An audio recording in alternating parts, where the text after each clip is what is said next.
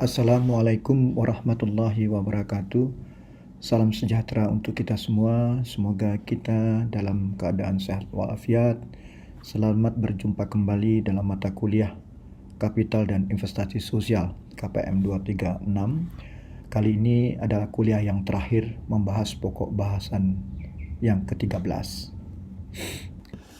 Mengingatkan kembali deskripsi mata kuliah Kapital dan Investasi Sosial atau KPM 236. Deskripsi mata kuliah ini adalah untuk membekali mahasiswa dengan wawasan pengetahuan dan pemahaman mengenai kapital dan investasi sosial untuk pengembangan masyarakat, sehingga mahasiswa mampu menganalisis, menerapkan, dan melaporkan kapital dan investasi sosial dalam pengembangan masyarakat.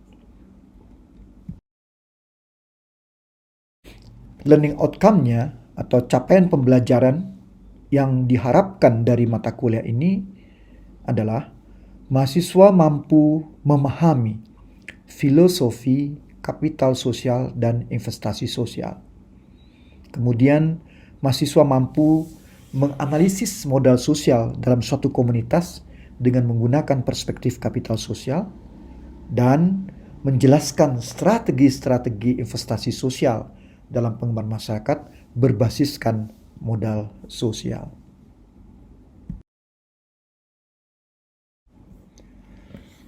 Setelah kita mempelajari dan membahas konsep kapital sosial dengan 6 pokok bahasan, kemudian dilanjutkan dengan membahas konsep investasi sosial juga dengan 6 pokok bahasan, maka kali ini kita akan membahas suatu pokok bahasan dengan judul strategi investasi sosial berbasis modal sosial komunitas. Di dalam pokok bahasan ini terdapat 4 sub pokok bahasan yang akan saya jelaskan dan kita bahas bersama. Yang pertama adalah strategi investasi sosial, kemudian sub pokok bahasan yang kedua basis modal atau kapital sosial, kemudian sub pokok bahasan yang ketiga adalah pengembangan masyarakat sebagai investasi sosial berbasis modal sosial, dan yang terakhir sub pokok bahasan yang keempat kita akan memahami mengenai pendekatan, aksi-aksi dan kunci keberhasilan dari strategi investasi sosial berbasis modal sosial komunitas. Baik, sekarang kita masuk pada pokok bahasan yang pertama, yaitu strategi investasi sosial. Materi ini sebenarnya mengulang kembali tentang penjelasan-penjelasan yang telah diberikan mengenai investasi sosial dan strategi investasi sosial.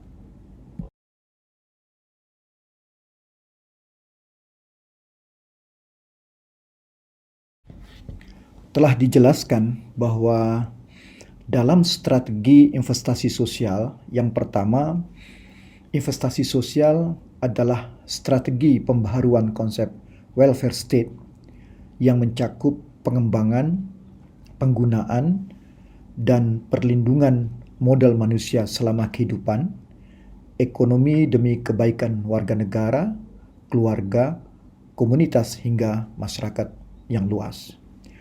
Kemudian dalam strategi investasi sosial juga dinyatakan bahwa strategi pelaku mengembangkan investasi sosial adalah pemberdayaan, empowerment, pemberdayaan dalam aspek sosial, ekonomi, budaya, atau politik.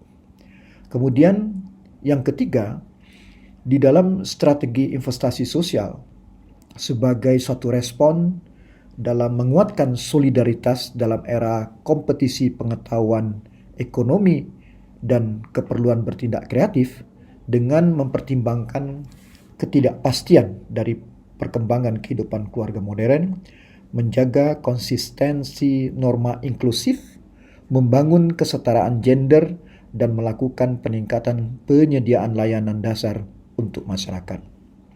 Ini adalah pemahaman dan pengertian yang telah kita bahas mengenai strategi investasi sosial.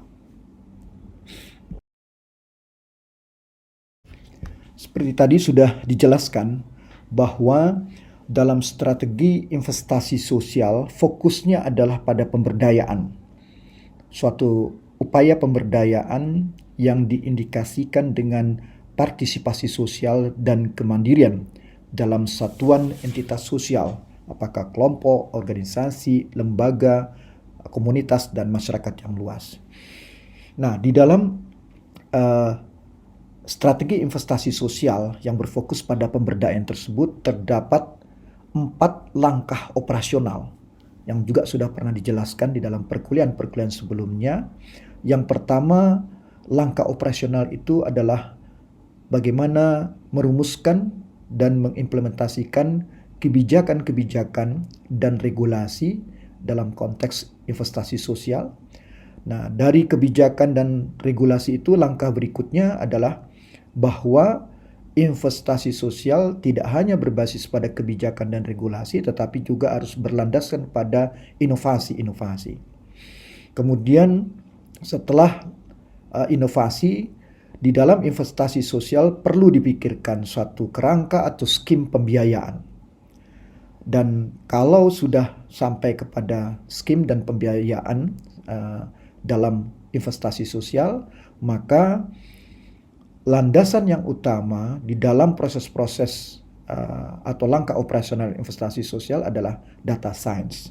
Inilah 4 langkah yang telah kita fahami di dalam operasionalisasi bagaimana investasi sosial itu diterapkan.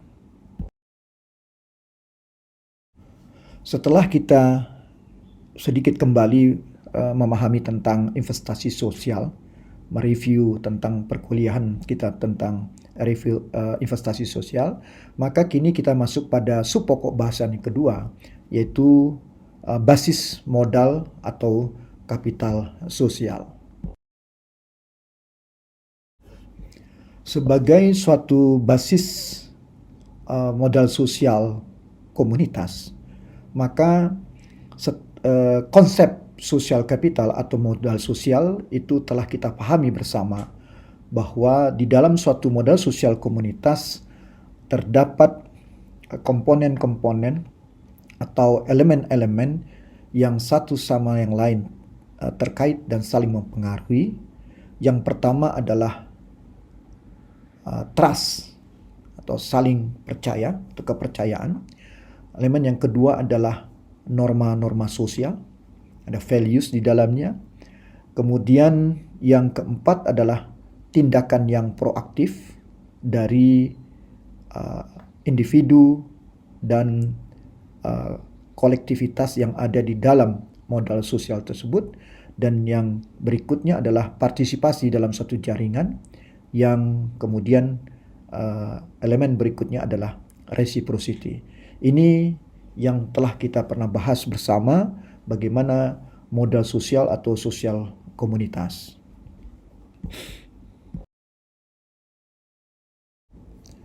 Apabila modal sosial komunitas kita tempatkan sebagai suatu aktivitas gerakan atau pengembangan, salah satu yang digunakan di dalam konteks kuliah kita ini adalah investasi sosial, maka di dalam modal sosial sebagai suatu komunitas terdapat 3 bentuk modal sosial komunitas.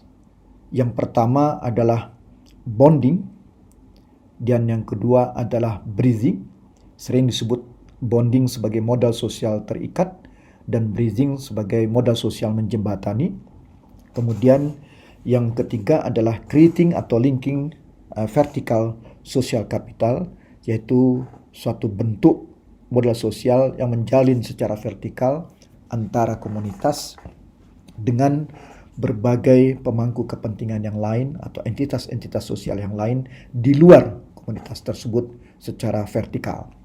Nah, di dalam bentuk bonding sudah pernah kita bahas juga bahwa itu dicirikan bahwa terjadi ikatan-ikatan yang terikat ketat, jejaring yang sifatnya eksklusif, terjadi pembedaan yang kuat antara orang kami dan orang luar.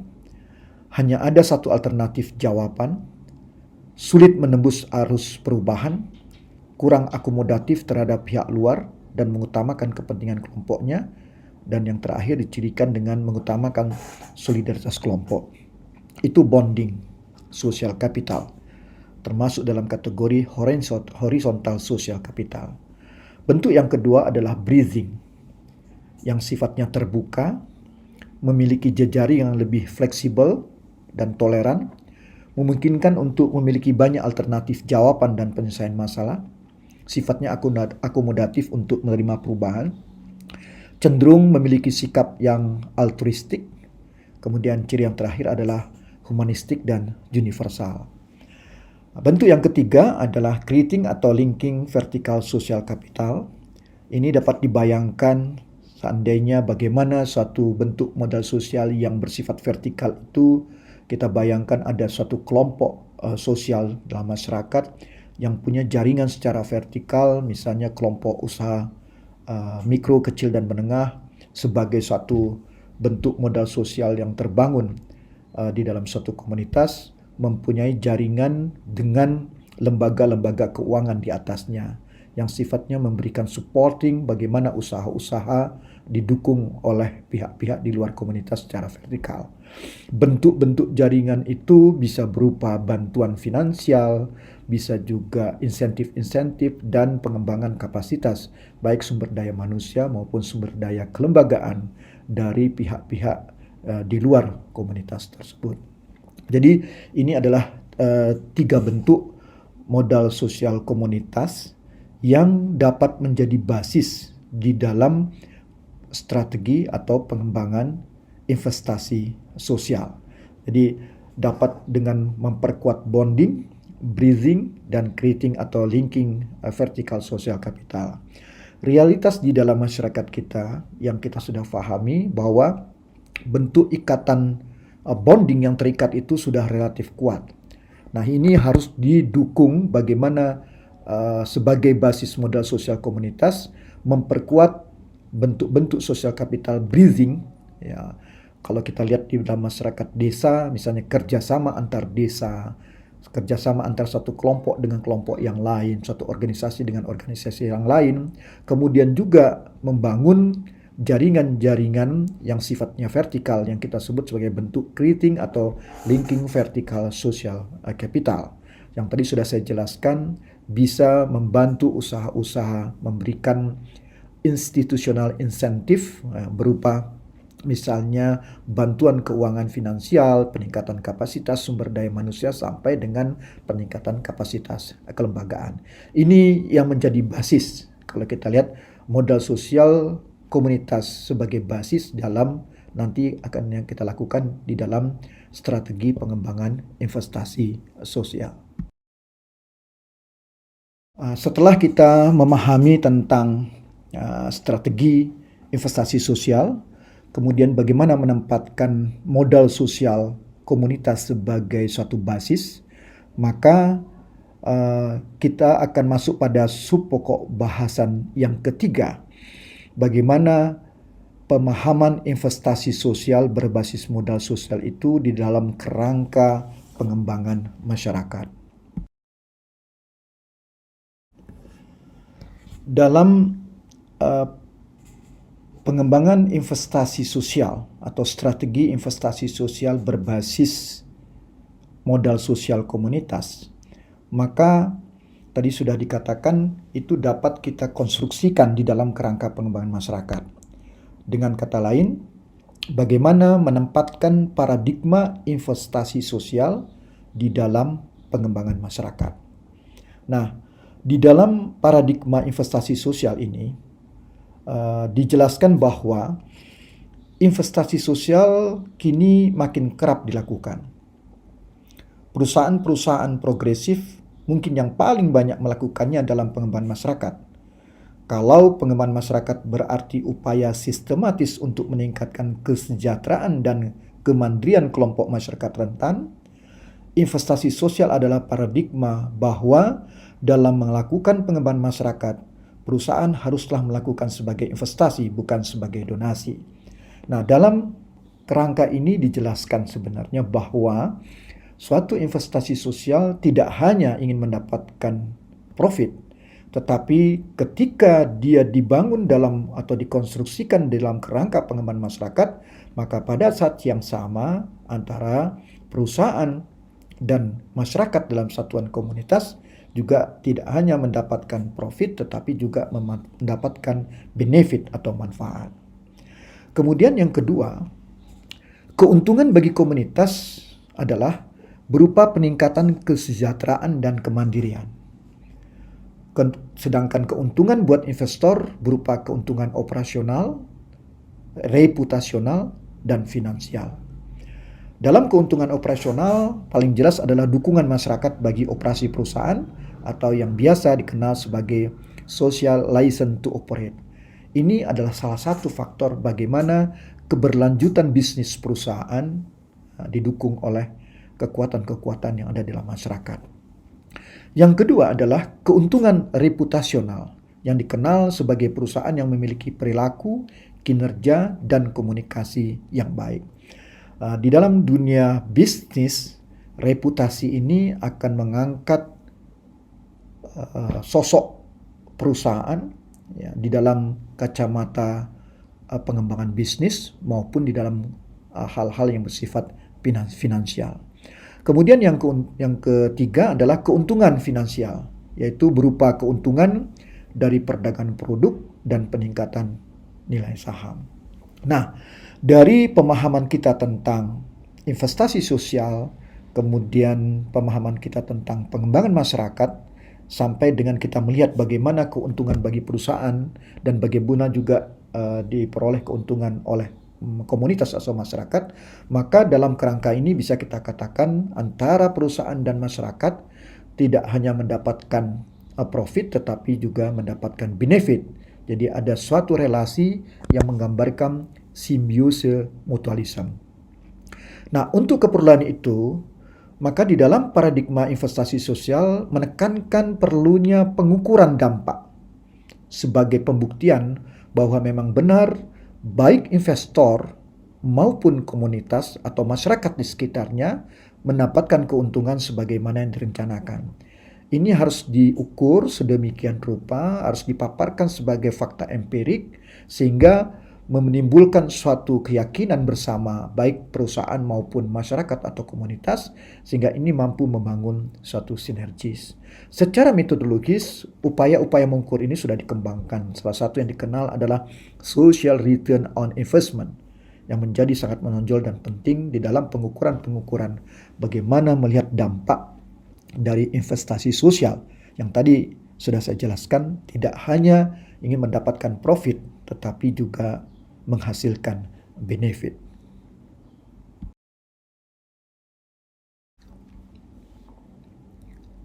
Seperti sudah dijelaskan sebelumnya, dalam topik-topik membahas investasi sosial dikaitkan dengan kapital sosial bahwa sebenarnya investasi sosial adalah investasi kapital sosial yang ada di dalam berbagai entitas masyarakat, apakah komunitas sampai dengan masyarakat yang lebih luas. Nah, tadi sudah dijelaskan bahwa bagaimana investasi sosial berbasis modal sosial komunitas itu harus dikonstruksikan dalam rangka pengembangan masyarakat. Jadi kalau kita lihat pada slide ini, investasi sosial berbasis modal sosial komunitas adalah sebenarnya konstruksi tentang pengembangan masyarakat yang kemudian dimanifestasikan di dalam upaya-upaya pengembangan masyarakat yang di dalam upaya-upaya pengembangan masyarakat ada 3 dimensi yang harus diperhatikan. Pertama adalah dimensi ekologi. Jadi dalam konteks keberlanjutan atau sustainability bahwa pengembangan masyarakat harus mampu menunjukkan bagaimana ecological basis of human life. Kemudian yang kedua pada dimensi ekonomi juga harus ditunjukkan adanya economical basis of human life. Kemudian yang ketiga adalah pada dimensi sosial bagaimana ada social basis of human life. Ini yang menggambarkan bahwa investasi sosial harus dikonstruksikan, dikembangkan di dalam pengembangan masyarakat yang meliputi 3 dimensi tersebut. Oleh karena itu, di dalam kerangka ini, ya, investasi sosial yang meningkatkan kapital sosial komunitas itu dipandang sebagai suatu upaya sistematis dan terukur melakukan investasi, bukan penyaluran donasi. Saya ulangi, bukan penyaluran donasi, dalam meningkatkan kesejahteraan dan kemandirian komunitas yang rentan, serta memperbaiki atau mengkonservasi sumber daya alam dan ekosistemnya. Inilah yang menggambarkan bagaimana investasi sosial berbasis modal sosial komunitas itu harus dikonstruksikan dalam upaya-upaya pengembangan masyarakat dengan 3 dimensi tadi. Dimensi ekologi, dimensi ekonomi, dan dimensi sosial. Secara konseptual, tadi sudah kita bahas bahwa strategi investasi sosial berbasis modal sosial komunitas itu harus dikonstruksikan di dalam kerangka pengembangan masyarakat dengan menempatkan dimensi ekonomi, dimensi sosial, dan dimensi ekologi. Yang tadi sudah saya katakan, ada ecological basis of human life, kemudian economical basis of human life, sampai social basis of human life.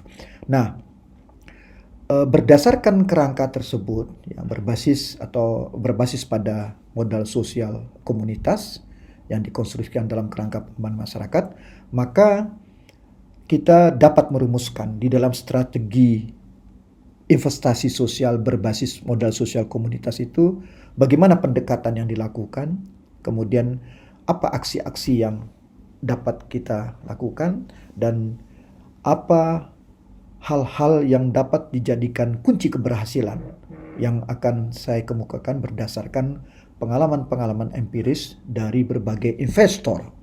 Apakah itu yang dilakukan oleh badan usaha pemerintah, swasta, ketika mereka sudah menggeser cara berpikir dalam investasi, tidak hanya dalam pengertian investasi secara ekonomi, tetapi juga apa yang kita sebut sebagai investasi sosial. Tidak hanya mendapatkan profit, tetapi juga bagaimana memberikan manfaat atau benefit. Maka kita bahas ini pada sub pokok bahasan yang terakhir, pendekatan, aksi-aksi, dan kunci keberhasilan. Seperti yang saya jelaskan tadi, bahwa bagaimana strategi investasi sosial berbasis modal sosial komunitas, maka perlu dikonstruksikan dalam pengembangan masyarakat. Maka bagaimana pendekatan investasi sosial dan pengembangan masyarakat, perlu kita lihat perubahan-perubahan cara berpikir yang dilakukan oleh para investor, sehingga timbul pertanyaan-pertanyaan bagaimana peran investor, apakah itu dari badan pemerintah, badan usaha, dan perusahaan di masyarakat atau komunitas, yang pada dasarnya kalau kita perhatikan hak-hak masyarakat atas pembangunan dan sumber daya yang diambil dari tempat di mana masyarakat itu tinggal itu menjadi perhatian. Artinya ada dampak-dampak yang dialami oleh masyarakat atas investasi yang dilakukan oleh para investor. Oleh sebab itu, di dalam pendekatan investasi sosial dan pengembangan masyarakat, hak-hak masyarakat itu harus menjadi perhatian, karena atas pembangunan itu terdapat sumber daya yang diambil dari tempat-tempat di mana masyarakat atau komunitas itu tinggal. Kemudian berikutnya adalah investor sesungguhnya hadir untuk memanifestasikan atau mengejawantahkan pembangunan di masyarakat dengan menegakkan hak masyarakat atas peningkatan kesejahteraan dengan menggunakan sumber daya yang memang diambil dari tempat masyarakat hidup. Jadi ini yang harus diperhatikan, bahwa ada relasi antara investor dengan komunitas atau masyarakat, dan di dalam relasi itu perlu menegakkan hak masyarakat yang berorientasi pada peningkatan kesejahteraan dengan memanfaatkan sumber daya yang dimiliki oleh komunitas atau warga masyarakat. Nah, di dalam pendekatan ini juga harus difahami bahwa sumber keuntungan dalam tanggung jawab sosial investor sebagai investasi sosial adalah pengembangan masyarakat. Jadi, yang tadi saya sebutkan sebagai suatu kerangka untuk mengkonstruksikan pengembangan masyarakat, maka dia dapat menjadikan suatu pengembangan masyarakat dapat dijadikan suatu instrumen bagaimana keuntungan tanggung jawab sosial itu diperoleh oleh investor bersama komunitas yang tadi dikatakan tidak hanya profit, keuntungan itu tetapi juga benefit atau manfaat.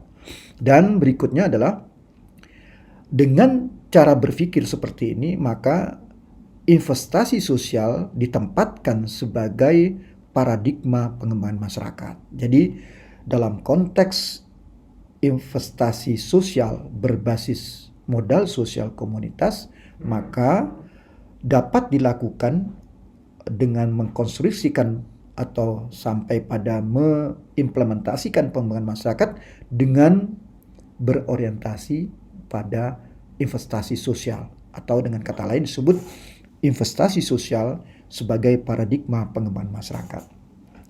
Nah, di dalam proses-proses pengembangan masyarakat, memang kalau kita perhatikan bahwa upaya-upaya pengembangan masyarakat, salah satu di antaranya harus berbasis pada partisipasi. Tren-tren sekarang dengan investasi sosial sebenarnya yang diharapkan di dalam pemahaman tentang tentang partisipasi harus bergeser, tidak hanya community participation, tetapi sudah bisa bergeser kepada stakeholder participation. Bagaimana komunitas mempunyai hubungan relasi keterkaitan dengan berbagai pihak multi pihak, salah satu di antaranya adalah investor, dan bagaimana pola hubungan ini seperti tadi dikatakan dirujuk dalam satu paradigma yang kita sebut dengan investasi sosial.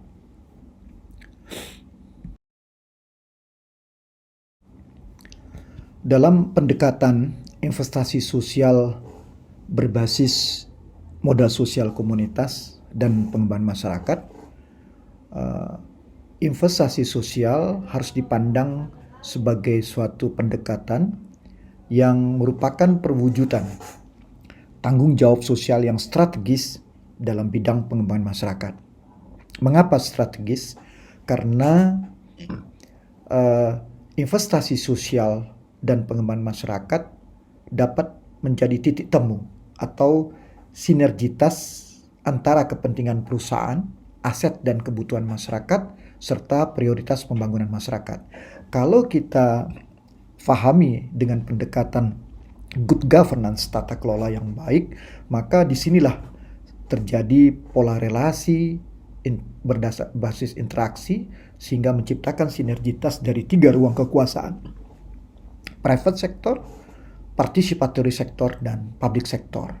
Yang titik temu itu di dalam pemahaman pendekatan investasi sosial dan pengembangan masyarakat kita sebut sebagai community investment area. Nah, area ini dalam aksi-aksi pengembangan masyarakat dapat kita sebut sebagai suatu media pengembangan masyarakat yang dikenal sebagai community organization atau pengorganisasian komunitas.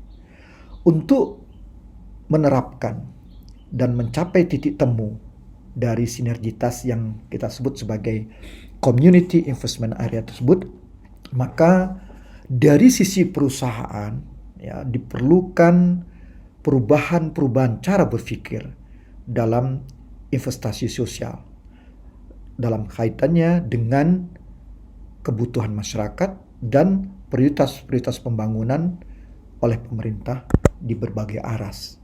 Dalam konteks ini kita bicara pada aras komunitas.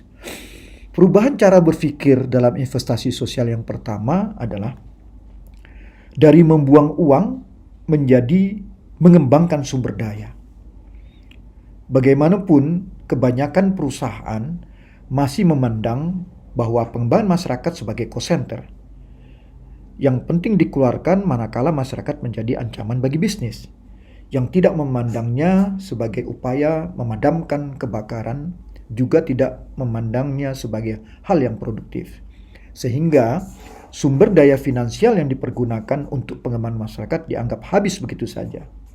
Sementara sebagai investasi sosial, sumber daya yang dipergunakan perlu dipertanggungjawabkan. Yang kedua adalah perubahan cara berpikir dari sekedar peduli kepada masyarakat menjadi meningkatkan kesejahteraan masyarakat dan perusahaan. Kepedulian adalah hal yang banyak dinyatakan sebagai motivasi menjalankan pengembangan masyarakat.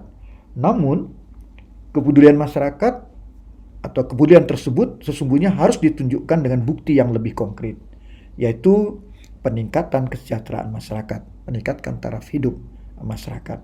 Selain itu, investasi sosial juga menekankan pada keuntungan yang diperoleh investornya, yaitu perusahaan bukan hanya keuntungan yang diterima oleh penerima manfaat.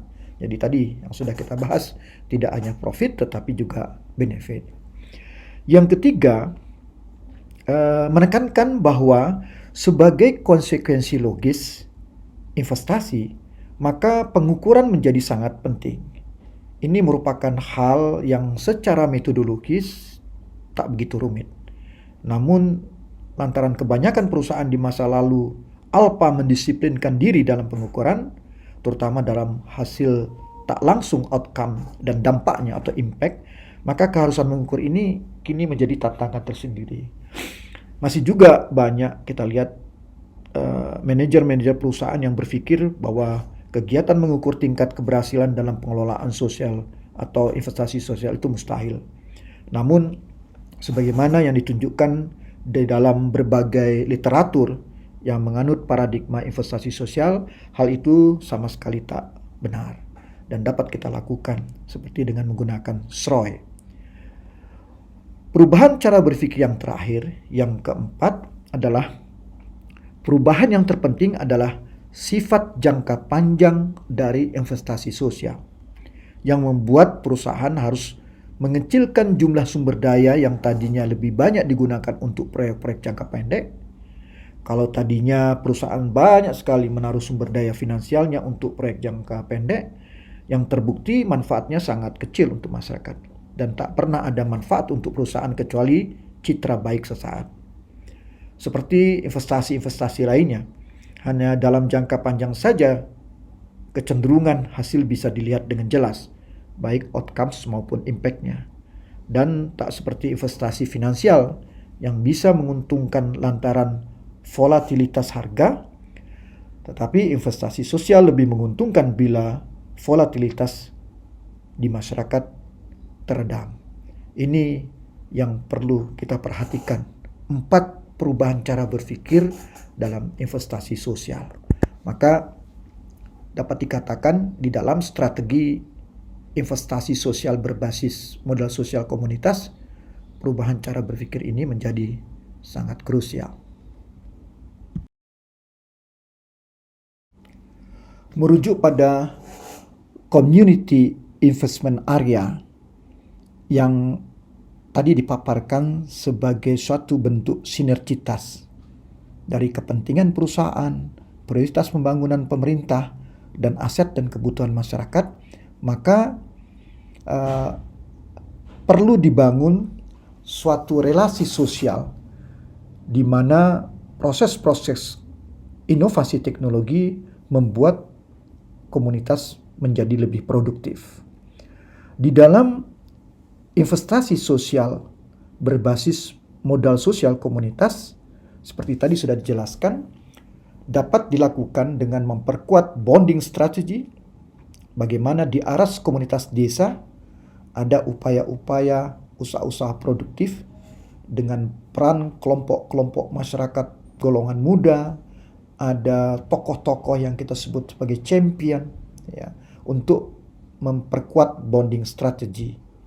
Kemudian dari bonding strategy ini kita bangun basis modal sosial yang terikat, menjembatani, ya, bridging strategy.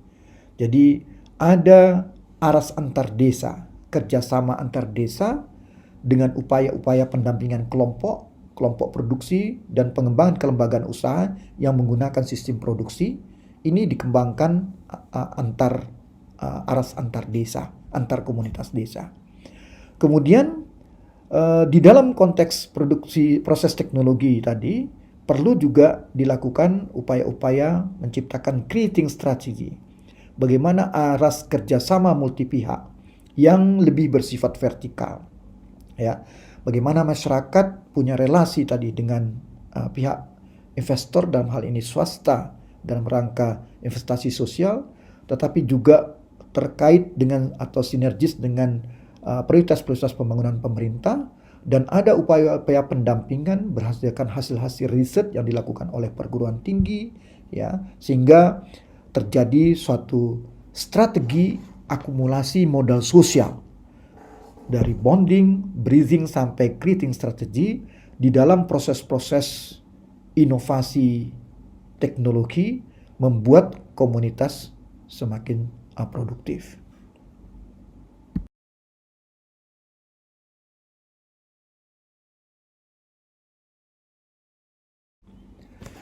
Dengan pendekatan investasi sosial berbasis modal sosial komunitas, yang tadi menekankan pertama adalah bagaimana menempatkan investasi sosial sebagai suatu orientasi atau paradigma pengembangan masyarakat, kemudian menciptakan community investment area sebagai suatu sinergitas dari kepentingan perusahaan atau investor, aset dan kebutuhan masyarakat atau komunitas, dan prioritas-prioritas pembangunan pemerintah. Kemudian yang ketiga, perubahan-perubahan cara berpikir dari sisi investor ketika melihat bagaimana investasi sosial diimplementasikan di dalam suatu komunitas.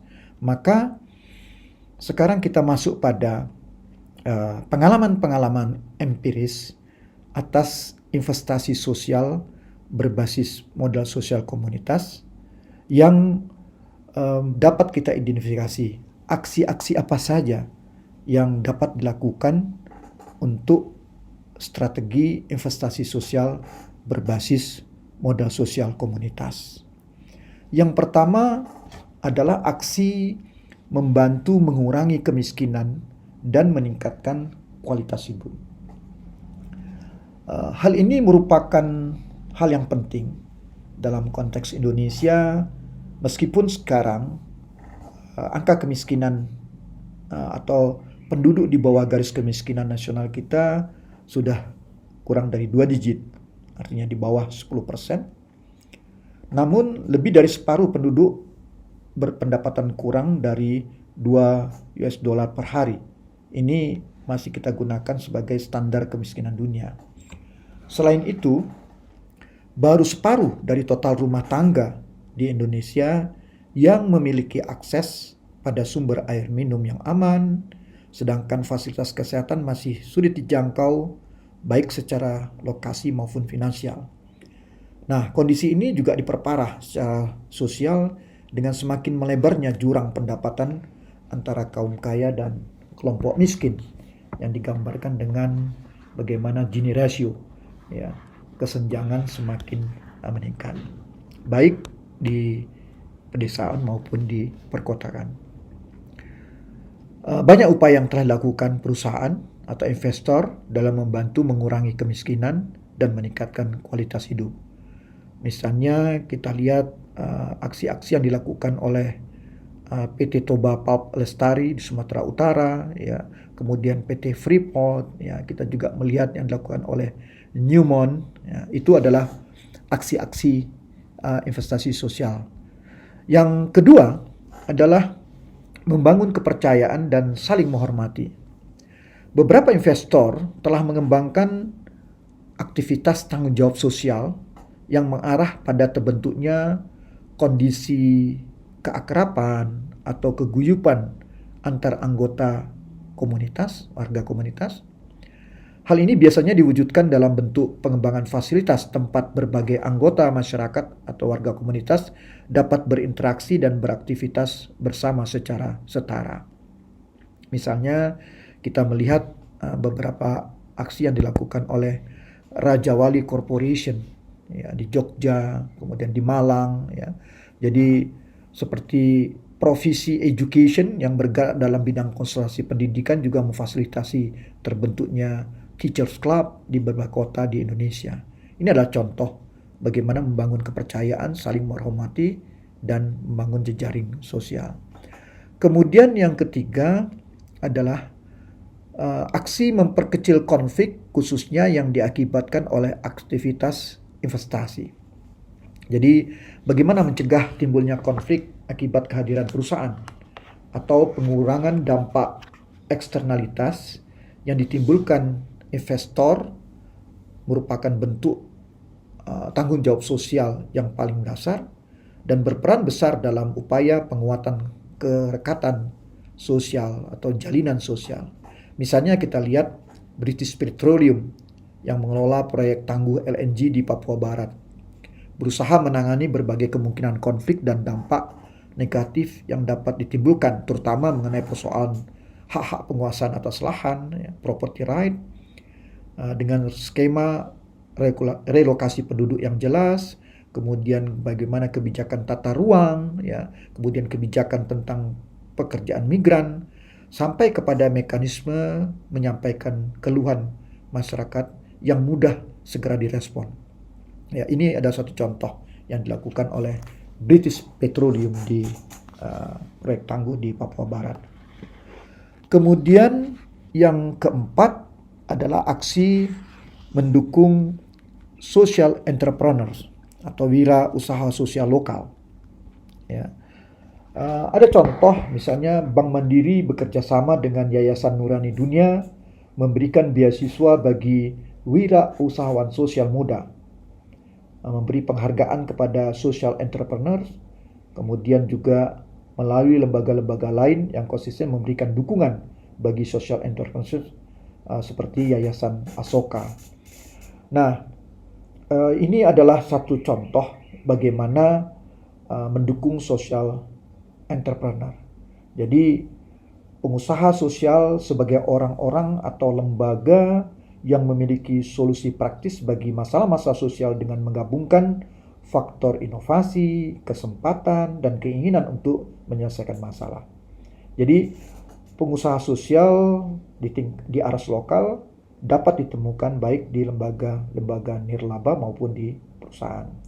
Nah, bagi perusahaan, bekerja dengan pengusaha sosial dapat menjadi salah satu cara yang paling efektif untuk mencari cara melayani pasar yang belum terlayani. Misalnya, sebagai contoh, pengusaha lokal dapat membantu perusahaan mendesain produk dan layanan yang memberi nilai tambah atau added value pada masyarakat berpenghasilan rendah, termasuk bagaimana mendistribusikan produk dan layanan tersebut secara efisien. Kemudian yang kelima adalah aksi membantu mengatasi kriminalitas. Beberapa perusahaan telah berupaya memberikan sentuhan-sentuhan pemberdayaan bagi masyarakat, khususnya yang berada di sekitar lokasi perusahaan, agar mereka tidak terjebak dalam hal-hal yang negatif. Sebagai contoh, Bogasari itu membangun rumah singgah untuk anak jalanan di daerah Minus di Pondok Kopi, Jakarta Timur. Hal ini dilakukan agar anak-anak dan remaja terhindar dari aktivitas negatif di jalanan, termasuk tindakan-tindakan kriminal. Kemudian yang keenam adalah penyediaan layanan sosial dalam situasi sulit, seperti bencana alam maupun bencana sosial yang kita sebut sebagai konflik. Dapat kita lihat pasca gempa tsunami di Aceh dan Nias pada tahun 2004, kemudian juga gempa bumi di Jogja dan Jawa Tengah pada pertengahan tahun 2006, kemudian pasca banjir Jakarta tahun 2007, termasuk yang akhir-akhir ini terjadi juga kita lihat, berbagai perusahaan memobilisasi karyawan dan sumber daya keuangan dan logistik untuk membantu masyarakat yang membutuhkan, baik dalam fase gawat darurat maupun dalam fase rehabilitasi dan rekonstruksi. Semua ini kalau kita lihat adalah berkontribusi pada pengembangan solidaritas sosial sebagai suatu bentuk modal sosial komunitas. Kemudian aksi yang ketujuh adalah mendorong toleransi antar agama, etnik, dan lain-lain. Ya, dalam hal ini masih belum banyak dilakukan, ya, atau ditemukan bagaimana contoh aktivitas-aktivitas dari investor, misalnya melalui CSR-nya, yang khusus melakukan hal ini. Tapi kita pahami bahwa agama dan suku merupakan isu yang sensitif. Ya. Kalau kita lihat dalam pemerintahan Orde Baru cenderung dihindari dengan label SARA.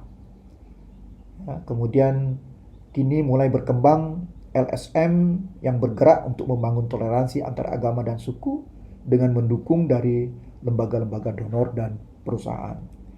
Kemudian yang terakhir adalah aksi-aksi mendukung kegiatan budaya dan pemeliharaan warisan budaya.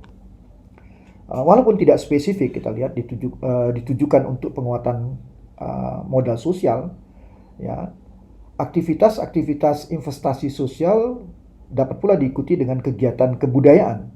Dalam hal ini yang bernilai positif. Misalnya kita lihat PT Freeport Indonesia menganggap penting hubungan antara perusahaan dan masyarakat adat di sekitarnya. Ada bantuan dari Freeport yang dikelola langsung oleh lembaga pemberdayaan masyarakat Amungme dan Komoro misalnya. Ya. Kemudian dilakukanlah aktivitas festival adat Komoro dan banyak lagi contoh-contoh lain yang seperti dilakukan oleh Telkomsel, ya, dalam membuat suatu buku produk-produk informatif tentang kerajinan dari seluruh Indonesia. Kemudian bagaimana di dalam produk-produk tersebut, buku-buku tersebut atau informasi tersebut mencantumkan bagaimana masyarakat bisa akses terhadap nomor kontak di bagian dasar produk kerajinan. Kemudian menggunakan teknologi multimedia messaging service untuk mengirim foto produk ke calon pembeli dan sebagainya dengan menggunakan mobile banking atau transaksi lain. Ini adalah contoh-contoh yang dapat dilakukan. Kemudian juga misalnya Yayasan Nurani Dunia, ini lembaga yang dibentuk sebagai respon terhadap kekerasan berbasis agama di Maluku pada tahun 99. Kemudian bagaimana dibuat suatu pendekatan membangun jembatan persahabatan, ya. Dengan cara-cara seperti ini dapat memperkuat hubungan antara berbagai orang dari latar belakang agama, budaya, dan etnis dalam konteks kultural. Jadi banyak hal-hal yang sifatnya merupakan proses-proses sosial yang disosiatif dapat dipecahkan juga dengan aktivitas kebudayaan dan pemeliharaan warisan budaya yang sebenarnya dari aktivitas tersebut dapat menciptakan suatu empati, tepos liro yang akhirnya mengikis stereotip, mengurangi konflik, akhirnya dapat memperkuat solidaritas sebagai modal sosial, dan dengan cara ini aksi-aksi investasi sosial dengan misalnya cara aksi yang terakhir ini dapat memberikan tidak hanya profit bagi perusahaan tetapi juga memberikan manfaat atau benefit bagi masyarakat. Setelah kita memahami mengenai pendekatan dan aksi-aksi di dalam strategi investasi sosial berbasis modal sosial komunitas, maka perlu juga kita mempelajari dan memahami dari pengalaman-pengalaman pembelajaran, pengalaman-pengalaman empiris dari berbagai investor melaksanakan strategi investasi sosial berbasis modal sosial komunitas. Kita bisa mengidentifikasi kiranya apa faktor-faktor kunci keberhasilan. Di sini akan saya ungkapkan ada 4 faktor kunci keberhasilan dari bagaimana investasi sosial berbasis modal sosial komunitas. Yang pertama, aksi-aksi atau program-program yang berhasil biasanya memang yang dibutuhkan oleh komunitas. Dan karena komunitas lebih mengetahui apa yang mereka butuhkan. Artinya komunitas faham dan pintar dengan dunianya sendiri. Dan proses penyusunan program aksi harus melibatkan baik secara involvement atau kewenangan authority berbagai komunitas atau wakil-wakil masyarakat. Dengan kata lain, aksi-aksi program harus memang berdasarkan kebutuhan ya yang diketahui oleh komunitas itu, dan bagaimana kebutuhan-kebutuhan dan permasalahan yang difahami oleh komunitas itu menjadi basis penyusunan program-program aksi dengan pendekatan-pendekatan partisipatori, melibatkan tidak hanya warga komunitas tetapi juga pihak-pihak yang berkepentingan lainnya. Yang tadi saya sudah katakan, harus menggeser dari community participation ke stakeholder participation. Faktor kunci yang kedua adalah sering di dalam investasi sosial melaksanakan aktivitas-aktivitas kedermawanan yang memang ditujukan untuk membangun modal sosial. Tetapi perlu diperhatikan bahwa bantuan dalam jumlah yang signifikan, relatif besar, dana dalam kurun waktu yang relatif juga, justru dapat mematikan semangat kewirausahaan warga komunitas yang dibantu.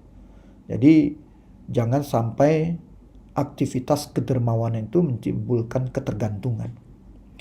Kemudian yang ketiga, seperti tadi pertama saya jelaskan bahwa faktor kunci keberhasilan, prinsip-prinsip partisipasi, transparansi, dan akuntabilitas perlu mendapatkan perhatian yang serius, karena prinsip-prinsip ini merupakan fondasi bagi membangun kepercayaan atau trust building, yang selanjutnya akan memudahkan interaksi dan relasi antar entitas di komunitas termasuk investor.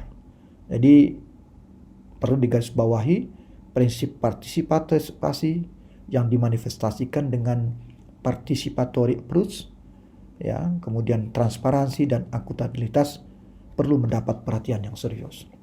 Kemudian faktor kunci yang terakhir, yang keempat, ya, dalam memilih fasilitator, organisasi antara ataupun siapa yang terlibat dalam proses-proses investasi sosial dan pengembangan masyarakat, maka investor harus mampu memilih orang-orang atau lembaga-lembaga yang memiliki kapasitas seperti yang diperlukan untuk faktor kunci keberhasilan yang pertama, kedua, dan ketiga. Demikianlah strategi investasi sosial berbasis modal sosial komunitas yang tadi saya jelaskan. Ada pendekatan, bagaimana aksinya, dan kemudian bagaimana faktor-faktor kunci keberhasilan.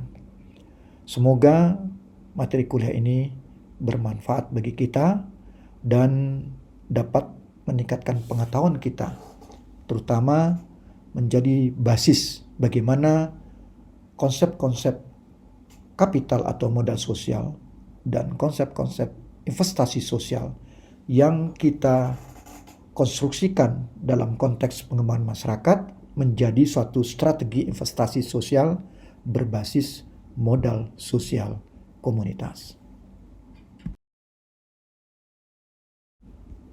Terima kasih atas perhatian dan partisipasi Anda semua dalam perkuliahan kita pada pokok bahasan yang terakhir ini. Mudah-mudahan ini menjadi suatu pilar untuk mengkonstruksikan ilmu pengetahuan kita dalam proses-proses pengembangan masyarakat dengan merujuk pada konsep-konsep kapital sosial, modal sosial, dan investasi sosial, kemudian bagaimana mempertautkan investasi sosial dan kapital atau modal sosial. Yang tadi sudah kita bahas bersama, bagaimana membangun strategi investasi sosial berbasis modal sosial komunitas. Sekali lagi, terima kasih atas perhatian dan partisipasi Anda. Salam sejahtera untuk kita semua. Assalamualaikum warahmatullahi wabarakatuh.